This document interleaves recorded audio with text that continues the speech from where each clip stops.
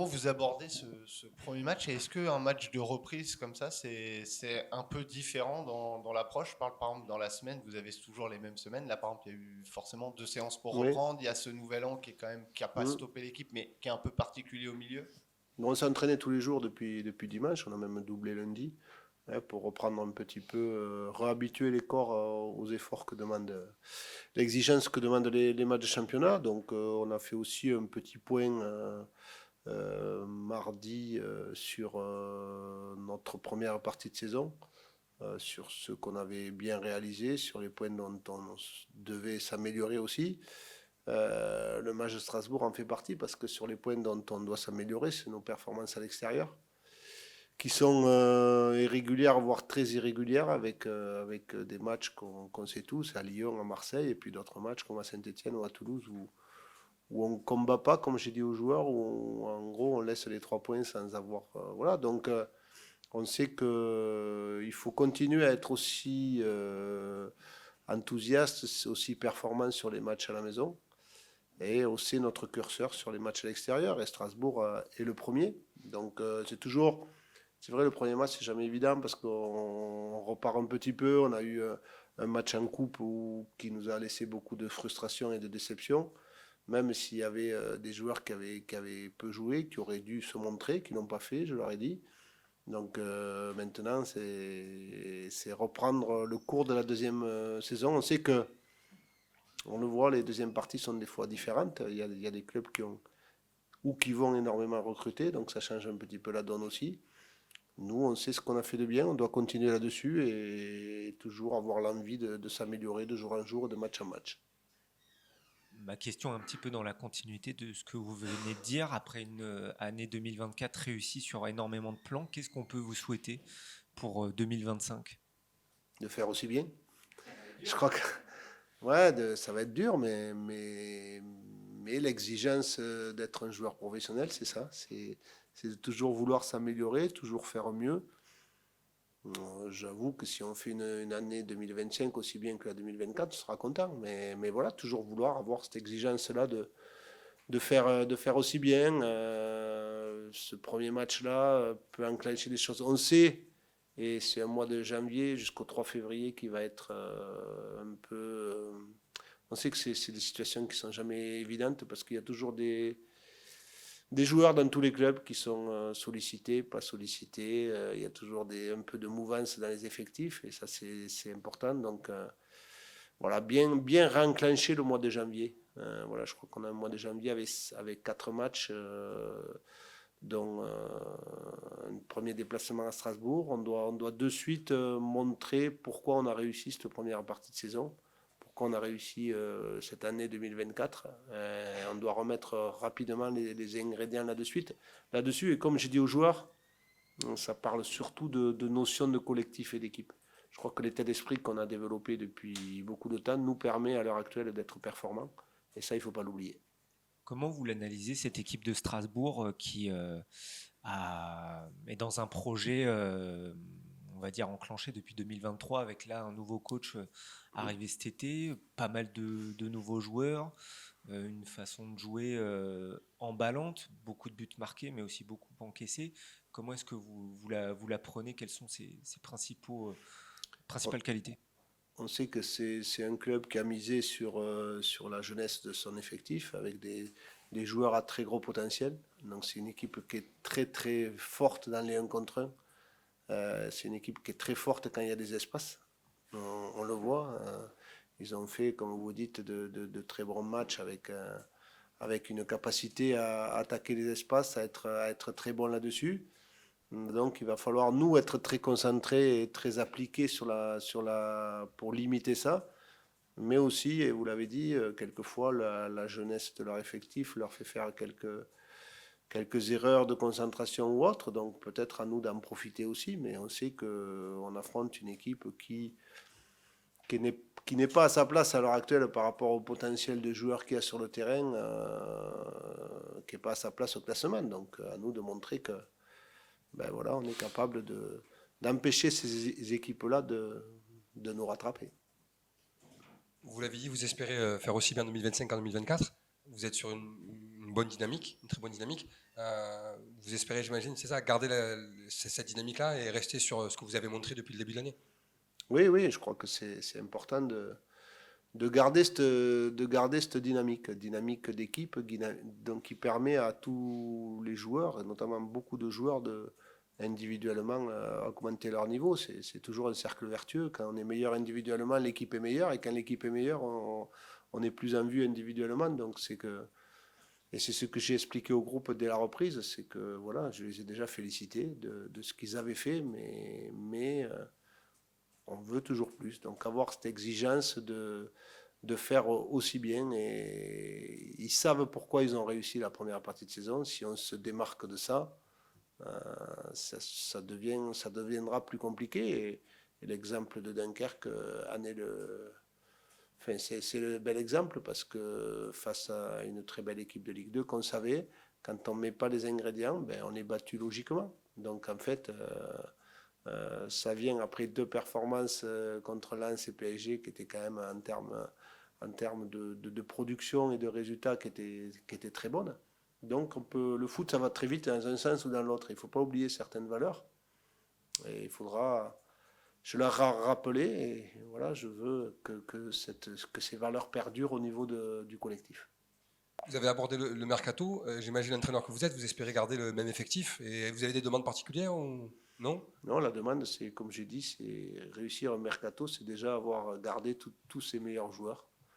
On sait que c'est une période que nous, les entraîneurs, que moi en particulier, je n'aime pas, surtout l'hiver, parce qu'elle est en plein milieu d'un championnat qui est commencé depuis 5-6 mois. Et ça peut déstabiliser des effectifs, même si, vous savez, beaucoup de joueurs, on entend des rumeurs à droite à gauche, et c'est avant tout les joueurs des êtres humains pour leur dire d'être dans leur bulle. Donc voilà, j'ai aussi cette semaine, je profite de cette semaine pour faire des entretiens individuels avec tous les joueurs. Mais je le rappelle à certains, je rappelle que pourquoi ils sont performants, et que l'herbe, elle n'est pas toujours plus verte chez le voisin. Comment vos joueurs ils sont physiquement? Je vous pose cette question parce que est-ce que c'est une reprise plus dure que habituellement dans l'année? Et notamment là, on sort d'une période de fête où bon, ils ont beau être sportifs de haut niveau, ils ont peut-être fait 2-3 excès qui font pas le reste de l'année. Et à cette période-là, souvent, on remet un peu de physique pour aussi tenir la seconde partie de saison. Voilà, est-ce que vous pouvez nous expliquer un peu tout ça? Non, c'était très court déjà la semaine de vacances, donc on n'a pas fait souvent, et à la fois très court, et à la fois souvent quand on reprend à ces périodes-là, c'est la première fois qu'on reprend par un match championnat. D'habitude, on reprenait par un match de coupe. C'est vrai qu'on se servait, nous, moi en particulier, et mon staff, on se servait du match de coupe pour être un petit peu...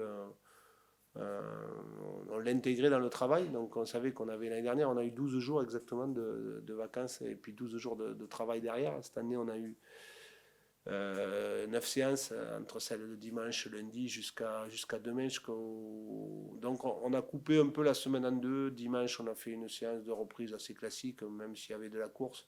Lundi, on a fait 2 séances. C'est très, très rare quand je double les séances, pour ne pas dire jamais en compétition. Et on a fait jusqu'à mardi matin, on a un peu travaillé sur le fond.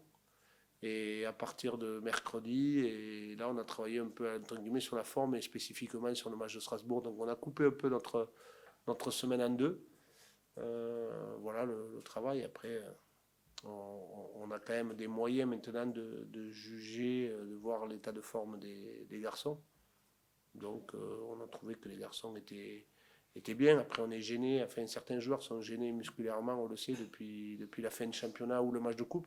Donc ça, il faut le gérer individuellement. Kevin, hier, qui a ressenti aussi une pointe, mais bon, ça c'est inhérent aux semaines. Donc non, on sent l'équipe qui est prête à démarrer.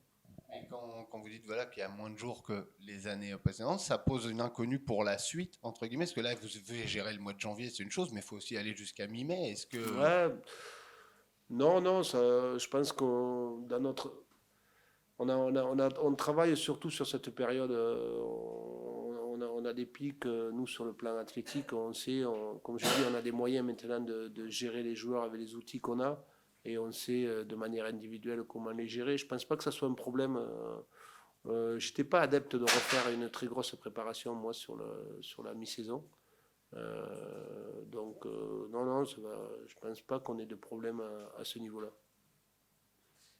Mentalement et physiquement, ce que vous demandez à vos joueurs, c'est aussi beaucoup d'exigences, de la combativité, de la solidarité. Est-ce que quand on arrive à cette période de l'année, période de championnat, il y a cette fatigue qui est inhérente justement à la répétition des efforts et je voulais aussi savoir comment est-ce que vous la gériez justement dans ce que vous demandez. Est-ce que il y a des moments alors pas en match parce qu'il faut toujours être à 100% voire à plus, vous le dites souvent, mais est-ce qu'il y a des moments où vous vous dites tiens sur tel joueur là, je sens qu'il est un peu moins réceptif aux efforts que je lui demande, là sur telle séance on va essayer ou même en entretien on va essayer de lui parler, d'apprendre un petit peu à comment passer justement les petits écueils, comment vous faites justement parce que même s'il y a 5 changements, que parfois on a des effectifs pléthoriques, c'est pas forcément votre cas, à dessein d'ailleurs, mais comment est-ce que vous faites justement pour maintenir ce degré d'exigence pour exister? Mais ce que je disais tout à l'heure, il y a bien sûr l'effectif à prendre dans sa globalité et le travail à faire dans la globalité. Après, on individualise beaucoup le travail, que ce soit sur le plan athlétique, que ce soit sur le plan des entretiens, que ce soit sur le plan de la vidéo. Parce que tout à l'heure vous avez employé le mot mental, parce qu'on parle souvent de fatigue physique, mais il y a aussi des surcharges mentales, de fatigue physique mentale. Donc on réduit nos semaines sont un peu différentes aussi avec certains joueurs ou même sur le collectif. J'ai l'habitude de faire beaucoup de vidéos, mais souvent aujourd'hui, notamment à J-2, on coupe la vidéo, on leur parle pas de l'adversaire ou d'autres, on laisse un petit peu les joueurs libres ce côté. Il arrive qu'on coupe des joueurs avant la fin de la séance parce qu'on sent aussi, quand je dis qu'on a des outils, nous on a des outils pour savoir où c'est que les joueurs en sont. Ça c'est le travail aussi de mon staff, d'Aurélien notamment qui est directeur de la performance, du médical, où c'est qu'il y a beaucoup de discussions entre eux et nous pour savoir un peu le degré de fatigue des joueurs. Donc on adapte aussi nos séances par rapport à ça. Il y a des joueurs qui font la totalité de la séance, d'autres qu'on coupe, d'autres qu'on met dans des situations où on sait qu'ils vont avoir moins de courses par rapport aux consignes qu'on donne. Voilà, c'est un travail de, j'allais dire, tous les jours, on est en charge avec le médical, avec tout mon staff technique, de regarder l'état de forme des joueurs. Comme je dis, on a des outils maintenant qui nous permettent d'eux. Il y a aussi des discours avec des joueurs qui se connaissent un petit peu. Voilà, c'est tout un ensemble. Il n'y a pas une méthode. La méthode, elle peut être globale dans un premier temps, mais obligatoirement, la méthode, elle est individuelle. Et comme je dis, on ne manage pas aussi tous les joueurs de la même manière. On manage un vestiaire, mais aussi on manage des joueurs. Et le discours qu'on a ou la façon d'appréhender les choses avec certains joueurs n'est pas la même avec d'autres. Donc ça fait partie un peu du travail maintenant. Et c'est l'évolution du football. L'évolution du football, où il y a beaucoup d'individualisation par rapport au travail qui est mis en place. Et même si comparer les clubs, les staffs et les joueurs que vous avez connus, euh, voilà, ils sont forcément différents, mais est-ce que vous diriez qu'à cette période-là, période charnière, il faut faire très attention justement à comment vos joueurs sont réceptifs à ce que vous leur demandez en termes d'efforts? Je prends d'autres exemples, je sais pas, on parle souvent de joueurs, de coachs très exigeants comme les Bielsa, les Sampaoli, qui au cœur de l'hiver parfois perdent leurs joueurs parce qu'à force de trop leur demander, ça devient compliqué. Est-ce que vous avez connu ça? Est-ce que vous faites particulièrement attention à cette période-là? Cette période-là, non, on fait attention tout le temps. Je pense comme je dis, la chose la plus importante, c'est la communication. La communication à l'intérieur d'un staff, que ce soit le staff technique avec le staff médical, la communication avec les joueurs. Les remontées, on les a. Il se peut que le médical nous dise attention, ce joueur, il est en train de perdre le fil pour X raisons. Donc voilà, ou le technique aussi, on a des ressentis de ce qu'on voit, on a des données, encore une fois, qui nous permettent d'eux. Mais après, je pense que c'est la discussion avec les joueurs. C'est pour ça que souvent, à la reprise, je fais toujours des entretiens individuels avec tous les joueurs. Et voilà, on a une discussion de leur ressenti, de leur première partie de saison, l'objectif qu'on a sur la deuxième, de leur statut, voilà, c'est tout. Il ne faut pas éluder. Je pense que le principal problème, des fois, c'est les non-dits, c'est-à-dire que les joueurs n'osent pas dire les choses, le staff ou autre. Je pense que nous, à l'heure actuelle, notre réussite, elle est peut-être là aussi, c'est que on se dit les choses. Ils savent, les joueurs, que ce soit de manière individuelle ou collective, on pointe les choses quand ça va bien, mais on les pointe aussi quand ça va mal et dans ce qu'ils doivent faire et améliorer. Donc, après, comme je dis, être un joueur professionnel, il faut avoir une très grande qualité, c'est l'endurance mentale. Parce qu'une saison, c'est très long, ça dure 11 mois. Et les joueurs qui, pour moi, performent, c'est les joueurs qui sont capables d'enchaîner. C'est pour ça que je suis souvent en colère. En colère, c'est un grand mot contre vous. Quand il y a un joueur qui fait 2-3 matchs, notamment des jeunes joueurs, où de suite on les annonce comme les futurs noms. Pour moi, et je vous dis honnêtement, et je le dis aux joueurs souvent, un vrai joueur de Ligue 1, c'est le joueur qui a fait 100 matchs. Voilà, là on devient un vrai joueur de Ligue 1. Voilà, donc ça veut dire que 100 matchs, c'est 3 saisons. Hein. Donc il faut être capable d'enchaîner, avoir de la régularité dans les performances. Le problème à l'heure actuelle, c'est un peu la société qui veut ça. Hein. Dès qu'il y a un joueur qui fait 2-3 matchs, ça y est, c'est le plus fort, c'est le plus beau. Et le problème, c'est que souvent, ils le croient. Donc, quand ils le croient, ils arrêtent un peu de travailler. Et non, voilà, mais l'exigence, nous, elle doit être à ce niveau-là. Elle doit être à ce niveau-là. Bien sûr qu'il y a des joueurs qui performent chez nous, on le sait.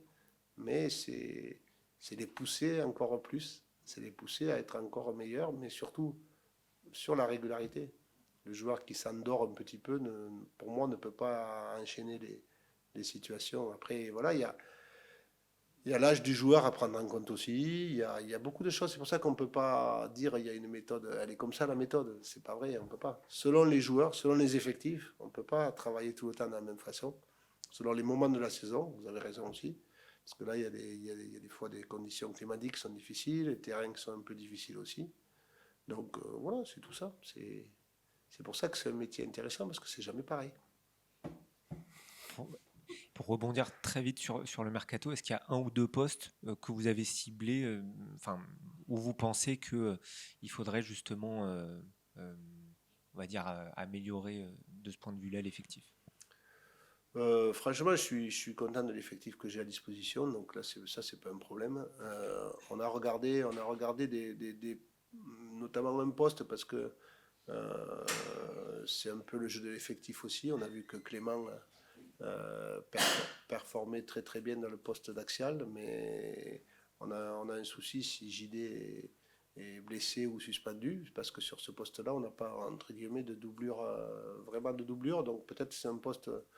Ouais, si on peut avoir un joueur sur ce poste-là, on va regarder. Après, comme je dis, jusqu'au 3 février, on est à l'abri de rien. Donc il faut aussi préparer. Il ne faut pas s'apercevoir au moment donné que, ah mince, on a un joueur qui peut. Non, non, c'est pour ça que le travail, il est journalier aussi avec eux. Et quand je parle de discussion avec la cellule de recrutement, la communication est souvent là. Entre eux, le travail qu'ils ont à faire par rapport au profil que nous, on souhaite et il faut déjà préparer. En janvier, on prépare déjà juin aussi, pratiquement. Donc, en fait, il faut commencer à regarder des joueurs. Ça peut être rapidement parce qu'un joueur, mais le pire des choses à faire, c'est de travailler dans l'urgence. Parce qu'on fait souvent des erreurs. Quand on travaille en urgence, de vite prendre un joueur. Voilà, donc on a la chance d'avoir réussi la première partie de saison. C'est pas comme il y a 2 ans, aussi qu'on avait fait un recrutement conséquent au mois de janvier. Là, et je le dis depuis le début, s'il y a un recrutement, il sera vraiment à la marge. En cette période de nouvelle année et de vœux, qu'est-ce qu'on peut vous souhaiter pour 2025? Beaucoup de travail. Là, ce groupe, il a montré déjà qu'on est là pour faire la meilleure performance possible. Et les joueurs qui sont ici sont concernés à ça. C'est en 2025. On sait qu'il y a beaucoup de boulot et de travail à faire. Et voilà, c'est ça, beaucoup de travail. Vous avez été plutôt bon et très bon en 2024. Le coach, avant, on lui a demandé, il nous disait il espère que 2025 soit comme 2024, que ce soit aussi bon, une aussi bonne première partie de saison pour la deuxième. Ouais, 2024, c'était une année incroyable pour nous. Depuis le début, on a réussi nos objectifs. Après, on a démarré à Ligue 1. Je pense qu'on a fait un bon travail jusqu'à présent. Et voilà, c'est une nouvelle année et j'espère démarrer avec beaucoup d'ambition aussi parce que ça va être une année pour nous. C'est vraiment important. Il faut être solide parce qu'on sait que la Ligue 1 c'est très difficile et on va continuer comme ça. Georges Aubal, euh, ça tombe bien en 2025, le premier match, c'est un match à l'extérieur. Et le coach en a parlé tout à l'heure, c'est là aussi où il attend un petit peu plus de son équipe. Qu'est-ce qui, selon toi, manque encore à la GIA pour que les matchs à l'extérieur soient aussi bons que ceux à domicile? Euh, c'est vrai qu'à l'extérieur, on n'a pas fait des bonnes prestations. Je pense qu'on a attaqué le match peut-être pas de la même façon. Et ça coûtait cher au niveau des points à nous. Là, on a beaucoup travaillé sur ça parce qu'on sait qu'à la maison, on était toujours solide, on avait une idée du jeu et on était tous focus à mettre en place ça. Et à l'extérieur, je pense qu'on a sorti un peu de ce qu'on est capable de le faire. Et voilà, c'est un match important, un match à l'extérieur. Quand une équipe assez jeune, la philosophie là-bas, on connaît bien cette année comme ça joue. Et voilà, c'est un match un peu comme à Toulouse, mais j'espère qu'on va attaquer différemment parce que le match là-bas, on était un peu en difficulté. Mais on a beaucoup travaillé sur ça et je pense qu'on peut aller là-bas, faire un bon match et démarrer bien en 2025. La fin d'année 2024, on a senti que le groupe, et le coach l'a confirmé, était un peu fatigué physiquement et mentalement, parce qu'en 2024, vous avez tellement donné. Là, comment tu te sens physiquement après ce retour d'entraînement le 29 décembre? Là, vous avez pu couper un peu quelques jours, mais est-ce que tu te sens frais mentalement et physiquement? Oui, moi, à niveau perso, moi, je me sens bien, même pendant la semaine qu'on a joué la coupe. C'était une semaine un peu plus tranquille pour moi. J'ai pas joué ce week-end-là et après on a eu une semaine. Moi, je me sens prêt. Après une petite vacance, ça fait du bien aussi pour oublier un peu le foot et voilà, récupérer bien. Et cette semaine, on a bien attaqué. Je pense que la semaine, elle était vraiment très bonne. Et voilà, je pense qu'on est tous bien pour démarrer le championnat. Justement, pour parler de cette reprise, comment tu sens le groupe? Là, tu as parlé de ton cas personnel, mais est-ce que tu sens que les vacances ont fait du bien à tout le monde et que vous êtes tous prêts à repartir au combat pour les journées à venir? Oui, c'est un moment au niveau du groupe, je pense que ça fait du bien à tout le monde. Il y a des joueurs qui sont partis chez eux. On sait très bien que parfois, on a beaucoup d'étrangers, donc ça fait du bien pour eux aussi partir ailleurs à côté de la famille. Ça donne encore la force parce qu'il reste encore 6 mois et ça, c'est un moment important pour récupérer les énergies pour attaquer la deuxième partie du championnat. Et voilà, je pense que c'était bien, vraiment bien et j'espère que dimanche on peut démarrer bien le championnat. Et la semaine, comment elle s'est passée? Le coach nous a dit que vous avez doublé les séances lundi, qu'elle était un petit peu coupée en deux avec pas mal de travail physique sur le début de semaine, un peu moins sur la fin. Raconte-nous. Ouais, c'était une semaine, bah, on a doublé lundi, la reprise c'était dimanche. Je pense qu'on a enchaîné des entraînements. On a beaucoup travaillé. Même hier, on a rentré un peu sur le match du dimanche, sur les aspects qu'on trouve qu'on peut aller voilà, mettre en place notre façon de jouer. Et cette semaine, c'était un peu différent parce qu'on a doublé, mais après une semaine, ça fait du bien aussi pour reprendre les repères. Donc c'était bien. Voilà, aujourd'hui aussi, c'était un peu plus calme. Évidemment, on va rester bien pour finir la prépa pour dimanche. On est en pleine période de mercato. Pour parler de ton cas personnel, tu es en fin de contrat à la fin de la saison. Est-ce que tu peux nous parler un petit peu? Est-ce que tu sais de quoi ton avenir sera fait? Voilà, franchement, moi, mon avenir, c'est de rester tout le temps comme je suis, hein, costaud, solide, donne tout pour le club. Depuis que je suis arrivé, j'ai fait ça. reste encore 6 mois. Mais voilà, je me sens bien ici. Et on verra comment va se passer. Mais en tout cas, je suis très très content ici. Et les supporters m'aiment bien. Et de mon côté aussi, j'ai beaucoup de bonnes choses à voilà, passer ici. Donc voilà, c'est juste à attendre, à voir comment va se passer. Mais je suis très content en ce moment. Et le plus important, c'est l'équipe. Et je fais tout pour rester le club en Ligue 1. C'était mon objectif. Une petite prolongation, ça te paraît possible, ça te ferait plaisir? Ouais, tout est possible, hein. Comme j'ai dit, le club, moi, depuis que je suis arrivé, j'ai toujours de bonnes choses à dire. Le club, ça fait partie de moi. Ça va faire mon 5e année ici. J'ai vécu beaucoup de choses. Euh, et voilà, tout peut se passer, hein. Je suis content. Et, et voilà, et on va attendre, voir comment va se passer. Quand vous êtes revenu à l'entraînement, alors je pense qu'on a dû demander aux joueurs d'être sérieux, de pas trop abuser pendant les fêtes. Tout le monde a réussi la pesée. Comment ça s'est passé? Je pense que c'était bien, hein. Même parce que 5 6 jours, c'est pas beaucoup. Et nous, comme on fait le sport tous les jours, ça paraît facile. Parce que même si on arrête 4 5 jours, après 2 3 jours d'entraînement, on répond tous le pas. Mais ce que j'ai vu, c'est que on était tous bien. On n'a pas eu de problèmes à ce niveau-là. Pas de petits bidous, pas de chambrage. Non, franchement, non, on était tous bien. Comme j'ai dit, 6 jours, c'est pas beaucoup. Et pour nous qui s'entraînent tous les jours, c'est rien.